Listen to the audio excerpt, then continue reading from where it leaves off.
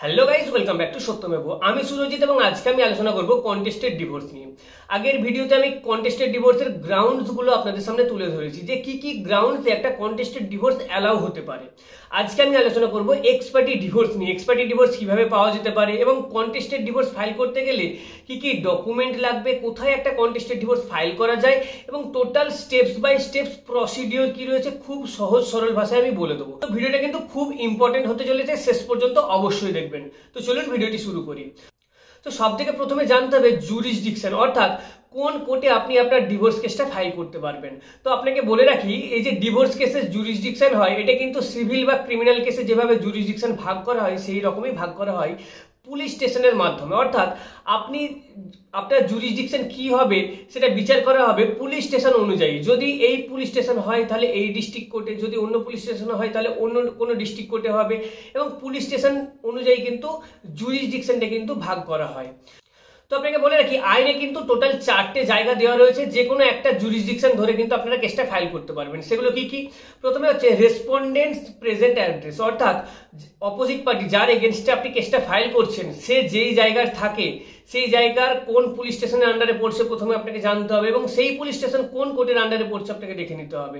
সেই কোর্টে গিয়ে, সেই কোর্টের ডিস্ট্রিক্ট কোর্টে গিয়ে আপনি কিন্তু আপনার ডিভোর্স কেসটা ফাইল করতে পারবেন। অর্থাৎ অপোজিট পার্টির অ্যাড্রেস ধরে যেই জুরিসডিকশনে লোকাল কোর্ট আসছে সেই কোর্টে কিন্তু ডিস্ট্রিক্ট কোর্টে গিয়ে আপনি আপনার ডিভোর্স কেসটা ফাইল করতে পারবেন। এরপর হচ্ছে লাস্ট, যেখানে তারা একসাথে থেকেছিল স্বামী স্ত্রী রূপে।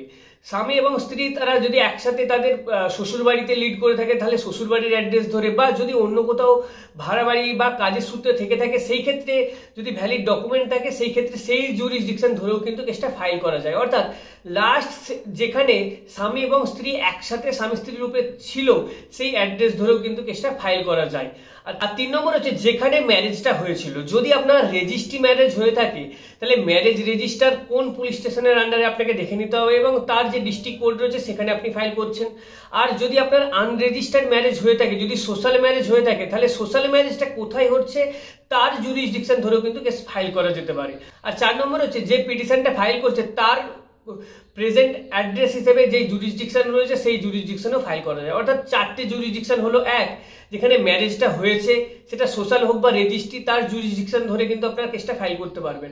2 নম্বর হচ্ছে রেসপন্ডেন্ট প্রেজেন্ট অ্যাড্রেস, যার এগেনস্টে আপনি কেসটা ফাইল করছেন তার প্রেজেন্ট অ্যাড্রেস ধরেও কিন্তু আপনাকে ফাইল করতে হবে। কিন্তু এই ক্ষেত্রে কিন্তু আপনাকে নেসেসারি প্রুফ দেখাতে হবে যে রেসপন্ডেন্ট বা অপোজিট পার্টি ওই অ্যাড্রেসেই কিন্তু থাকে। 3 নম্বর, যেখানে স্বামী স্ত্রী রূপে একসাথে ছিলেন সেই অ্যাড্রেসটা কিন্তু আপনাকে, সেই অ্যাড্রেসের জুরিসডিকশন ধরেও কিন্তু আপনারা কেসটা ফাইল করতে পারবেন। আর 4 নম্বর হচ্ছে যে পিটিশনটা ফাইল করছে এই 4টে জায়গার মধ্যে যে কোনো একটা জায়গায় নেসেসারি ডকুমেন্টারি এভিডেন্স দেখিয়ে আপনারা কিন্তু আপনার ডিভোর্স কেসটা ফাইল করতে পারবেন।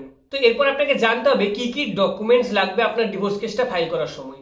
তো আপনাকে বলে রাখি, প্রথমে তো একটা পিটিশন ড্রাফট করতে হবে, সেটা আপনার যে উকিলবাবু রয়েছে তারা হেল্প করে দেবে। যদি আমার তরফ থেকে কোনো হেল্প লাগে সেটা ডেফিনেটলি আপনারা কমেন্ট সেকশনে জানাবেন।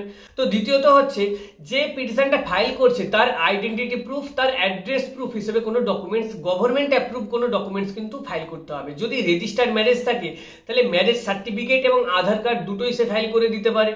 এবং যদি আনরেজিস্টার্ড ম্যারেজ থাকে সেই ক্ষেত্রে পিটিশনার তার আধার কার্ড, ভোটার কার্ড বা আদার্স যে কোনো গভর্নমেন্ট অ্যাপ্রুভ আইডি কার্ড কিন্তু সে ফাইল করতে পারে।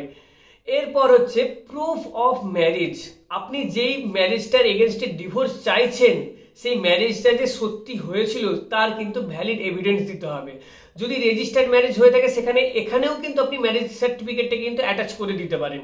যদি আনরেজিস্টার্ড হয়ে থাকে সেই ক্ষেত্রে আপনাকে যখন ম্যারেজ হচ্ছিল তখনকার কোনো ফটো দিতে হবে, বা জয়েন্ট ফটোগ্রাফ যেখানে আপনারা স্বামী স্ত্রী রূপে পাশাপাশি রয়েছেন এরকম কোনো ফটোগ্রাফ দিতে হবে, বা আপনাদের বিয়েতে যে ইনভিটেশন কার্ড দেওয়া হয়েছিল সেই ইনভিটেশন কার্ড বা আদার্স যে কোনো প্রুফ দিয়ে, যে পুরোহিতের সামনে হয়েছিল বা যারা ছিল সেই ম্যারেজের সময় তারা কিন্তু কোর্টে সাক্ষী দিয়ে আপনার ম্যারেজটাকে কিন্তু কনফার্ম করতে হবে। এই হলো প্রুফ অফ ম্যারেজ। এছাড়াও যদি কারো বাচ্চা থেকে থাকে তো সেই ক্ষেত্রে তার বার্থ সার্টিফিকেটে কিন্তু পেরেন্টসের নাম অবশ্যই দেওয়া থাকবে। তো সেটাকেও কিন্তু এখানে প্রুফ অফ ম্যারেজ হিসেবে কিন্তু ইউজ করতে পারেন। অর্থাৎ কি কি ইউজ করতে পারেন, যদি রেজিস্টার্ড ম্যারেজ হয় তাহলে একটাতেই হয়ে যাবে ম্যারেজ সার্টিফিকেট, যদি আনরেজিস্টার্ড হয় তাহলে invitation card, joint photograph at the time of marriage, আর যদি কোনো ইস্যু থেকে থাকে সেই বাচ্চার বার্থ সার্টিফিকেট কিন্তু আপনাকে ওই পিটিশনের সাথে অ্যাটাচ করে দিতে হবে। এবার 3 নম্বর পয়েন্ট হচ্ছে প্রুফ অফ গ্রাউন্ডস, অর্থাৎ যেই গ্রাউন্ডসে আপনি ডিভোর্সটা ফাইল করছেন তার কিন্তু ভ্যালিড ডকুমেন্টারি এভিডেন্স আপনার কাছে থাকতে হবে। ধরুন মিউচুয়াল ডিভোর্সের ক্ষেত্রে কি হয়, আমরা ডিভোর্স চাই না, আমাদের মনোমালিন্য হচ্ছে না, সেই ক্ষেত্রে আমরা ডিভোর্স চাইছি, কোর্ট কিন্তু কোনো এভিডেন্স কনসিডার করবে না। কিন্তু আপনি যখন কন্টেস্টেড ডিভোর্সে আসবেন, এইখানে কিন্তু কোর্টকে এভিডেন্সের মাধ্যমে স্যাটিসফাই করতে হবে আপনি যেই গ্রাউন্ডসে ডিভোর্সটা চাইছেন সেটা সত্যি। অর্থাৎ যদি কেউ ক্রুয়েলটি গ্রাউন্ডে ডিভোর্স চায় তো সেই ক্ষেত্রে তাকে প্রমাণ করতে হবে সে মেন্টাল বা ফিজিক্যাল যেই ক্রুয়েলটি হোক না কেন সেটা ঘটেছে। ধরুন ফিজিক্যাল ক্রুয়েলটি, সেই ক্ষেত্রে তাকে মেডিকেল দিতে হতে পারে, সেই ক্ষেত্রে যদি থানায় সে কমপ্লেন করে থাকে তার কমপ্লেনের কপি দিতে হতে পারে। আদার্স যদি কোনো ডকুমেন্ট থাকে যেটা থেকে এটা প্রুফ করা যায়, কোনো ফটোগ্রাফ, কোনো ভিডিও, সেটাও কিন্তু এখন কোর্টে অ্যাপ্লিকেবল। তো সেইগুলোর মাধ্যমেও কিন্তু ক্রুয়েলটি যদি আপনি প্রমাণ করতে পারেন সেই ক্ষেত্রেও হতে পারে। অ্যাডাল্টির ক্ষেত্রেও সেম নেসেসারি ডকুমেন্ট দিয়ে কিন্তু আপনাকে প্রমাণ করতে হবে আপনি যে অ্যালিগেশনটা দিচ্ছেন সেটা সত্যি। এরপর ধরুন যদি ডিজার্শন গ্রাউন্ডে মামলা ফাইল করি তো সেই ক্ষেত্রেও কিন্তু ডকুমেন্টারি এভিডেন্স অবশ্যই দিতে হবে। তো সেই ক্ষেত্রে কি কি ডকুমেন্টস দেওয়া যেতে পারে, যখন সে চলে গিয়েছিল আপনি থানায় যদি কোনো কমপ্লেন করে থাকেন সেটা দেখাতে পারেন। যদি তাকে ফিরে নিয়ে আসার জন্য আপনি কোনো চিঠি দিয়ে থাকেন তার বাড়িতে বা তাকে, সেই ক্ষেত্রে সেই চিঠিটাও আপনি দিতে পারেন। যদি রেস্টিটিউশন অফ কনজুগাল রাইটসের কোনো মামলা ফাইল করে থাকেন তাহলে সেই ডকুমেন্টসও দিতে হবে। অর্থাৎ মেন ফান্ডা হচ্ছে যেই গ্রাউন্ডসে আপনি ডিভোর্সটা চাইছেন সেই গ্রাউন্ডস রিলেটেড যতগুলো ডকুমেন্টের এভিডেন্স রয়েছে আপনাকে কিন্তু কোর্টে সাবমিট করতে হবে। কারণ যদি অপোজিট পার্টি কোর্টে এসে কন্টেস্ট করে আপনাকে কিন্তু আপনার সেই এভিডেন্সের সাক্ষী দিয়েই কেসটাকে কিন্তু বের করতে হবে, নাহলে কিন্তু কেসটা ডিসমিস হয়ে যাবে। তো এই হলো টোটাল প্রসিডিওর। প্রথমে কোথায় কেসটা ফাইল হবে বলে দিলাম, তারপর কি কি ডকুমেন্টস লাগবে বলে দিলাম। তো এরপর আমি আলোচনা করবো একটা কন্টেস্টেড ডিভোর্সের টোটাল প্রসিডিওর কি কি রয়েছে, কি কি স্টেপস রয়েছে এবং এক্স পার্টি ডিভোর্স কিভাবে পাওয়া যায়। তো চলুন দেখে নিই। তো সব থেকে প্রথমে কি করতে হবে, একটা পিটিশন উইথ নেসেসারি ডকুমেন্ট যেগুলো আমি আগে বললাম সেগুলো নিয়ে কোর্টে ফাইল করতে হবে। এরপর বিভিন্ন কোর্টে বিভিন্ন নিয়ম রয়েছে, কেউ আবার ডাইরেক্ট এসআর এডিট ডেট দিয়ে দেয়, কেউ আবার পিটিশনারকেই অ্যাপিয়ারেন্সের ডেট দেয়। তো পিটিশনারকে যদি অ্যাপিয়ারের ডেট দেয় তারপর একটা এসআর এডিট ডেট পড়ে। এসআর এডি মানে এই যে ডেট ফিক্সড করা হচ্ছে এর আগে কোর্ট থেকে সমন যাবে অপোজিট পার্টির অ্যাড্রেসে এবং সে যদি সমন রিসিভ করে তার যে রিটার্ন মেমো রয়েছে সেটা কোর্টে আসবে এবং কোর্ট বিচার করবে যে হ্যাঁ সার্ভিস অফ সমন মানে অপোজিট পার্টি যার এগেনস্টে কেসটা ফাইল হয়েছে সে কোর্টের সমন পেয়েছে। ধরুন সমন পেয়ে সে অ্যাপিয়ার করলো না এবং সেই ক্ষেত্রে কি হবে তো সেটা আমি আগে ক্লিয়ার করেছি। যদি কেউ সমন পেয়ে কোর্টে অ্যাপিয়ার না করে তার ক্ষেত্রে এক্স পার্টি কিন্তু প্রসিড করা হবে, অর্থাৎ এক পক্ষকে শুনেই কিন্তু কোর্ট বিচার করে দেবে।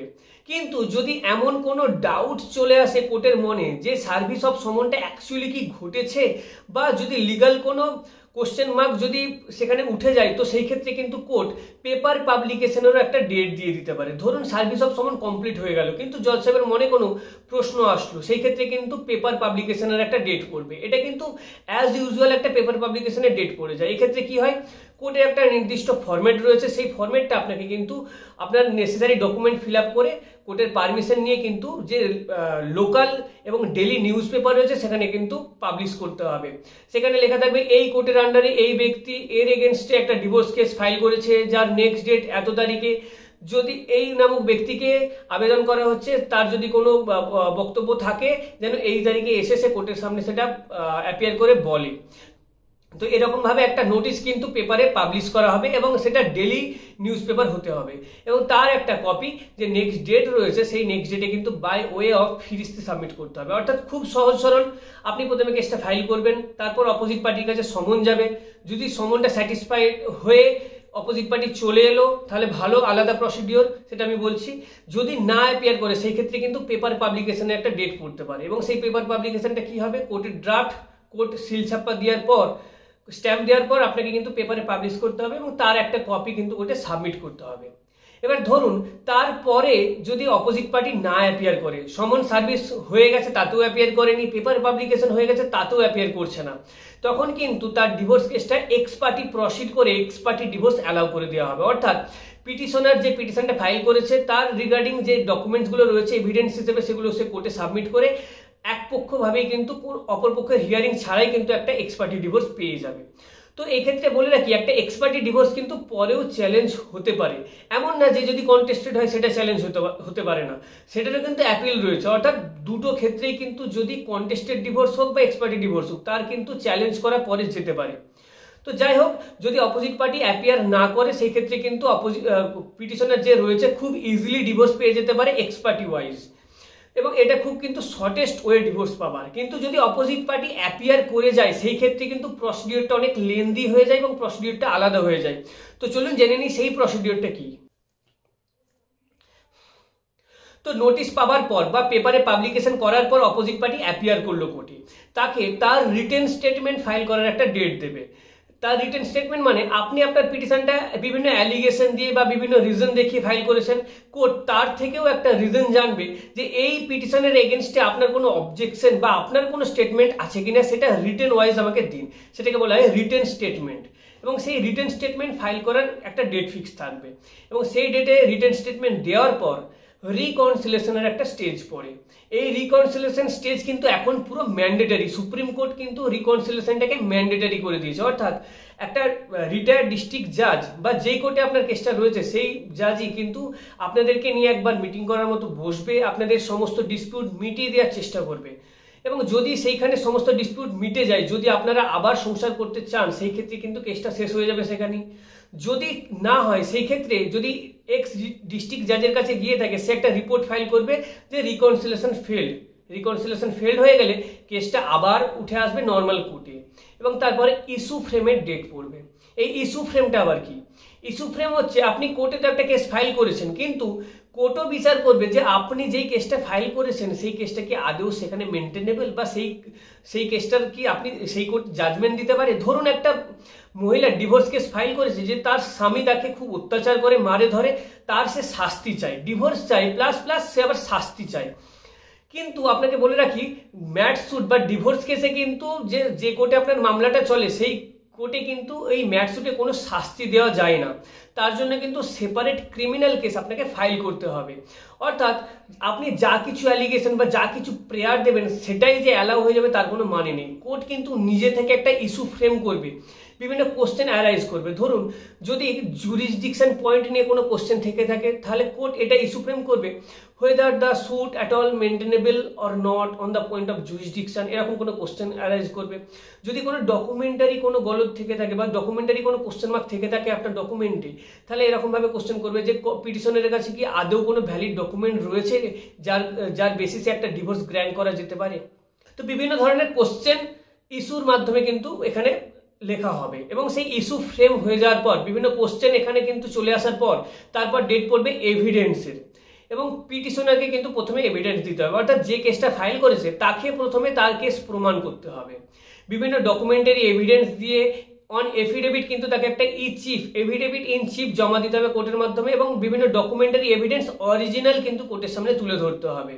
এরপর যে অপোজিট পার্টি রয়েছে বিভিন্নভাবে তাকে ক্রস করবে, তারপর আবার অপোজিট পার্টি এভিডেন্স দেবে, কাউন্টার এভিডেন্স, মানে প্রথমে পিটিশনার সাক্ষী দিয়ে দিল, তারপর অপোজিট পার্টি সাক্ষী দেবে, এবং সেই বোথ পার্টি সাক্ষী দেওয়ার পর হিয়ারিং এর একটা ডেট পড়বে।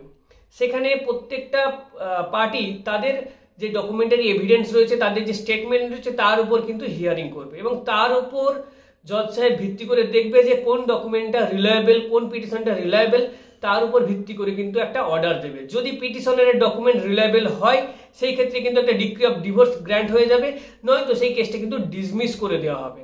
তো আপনাকে বলে রাখি, যে কোনো কন্টেস্টেড ডিভোর্স কিন্তু বছরের পর বছর চলতে পারে। অনেক সময় কি হয়, কন্টেস্টেড ডিভোর্স চলাকালীনই পার্টিজরা তাদের মধ্যে সেটেলমেন্ট করে নেয় এবং সেই কেসটা উইথড্র করে তারা আবার মিউচুয়াল ডিভোর্স ফাইল করে দেয়। এর প্রবণতাও কিন্তু অনেক। তো আপনাদেরকে আরও বলে রাখি, এই যে কন্টেস্টেড ডিভোর্স আপনি ফাইল করবেন, এই ফাইল করার সাথে সাথেই কিন্তু আপনি এর মাঝে একটা মিসকেস ফাইল করতে পারেন, যেখানে অ্যালিমনি বা মেনটেনেন্স আপনি ক্লেম করতে পারেন। আপনারা তো জানেন যে সেকশন 125 সিআরপিসির আন্ডারে, মানে পুরনো আইন অনুযায়ী, সেখানে মেনটেনেন্সের একটা প্রভিশন ছিল, সেক্ষেত্রে আলাদা একটা কেস ফাইল করতে হতো। কিন্তু আপনি যদি একটা কন্টেস্টেড ডিভোর্স ফাইল করেন, এখানে কিন্তু আলাদা আপনাকে কেস ফাইল করতে হবে না, এখানেই মিসকেস হিসাবে আপনি মেনটেনেন্স বা অ্যালিমনি ক্লেম করতে পারবেন। এই রিলেটেড টপিকগুলো আমি পরের ভিডিওতে আলোচনা করব, ভিডিওটা খুব লেন্দি হয়ে যাবে। আজকের ভিডিওটা আমি এখানেই শেষ করছি। যদি এই যে আমি জিনিসগুলো আলোচনা করলাম এই রিলেটেড কোনো ডাউটস থেকে থাকে, কোনো কোশ্চেন জানার থাকে বা কোনো হেল্প যদি প্রয়োজন হয়, ডেফিনেটলি কমেন্ট সেকশনে আমাকে জানাবেন, আমি যতটা সম্ভব উত্তর দেওয়ার চেষ্টা করব। ভিডিওটাকে শেষ পর্যন্ত দেখার জন্য অসংখ্য ধন্যবাদ। সত্যমেব জয়তে।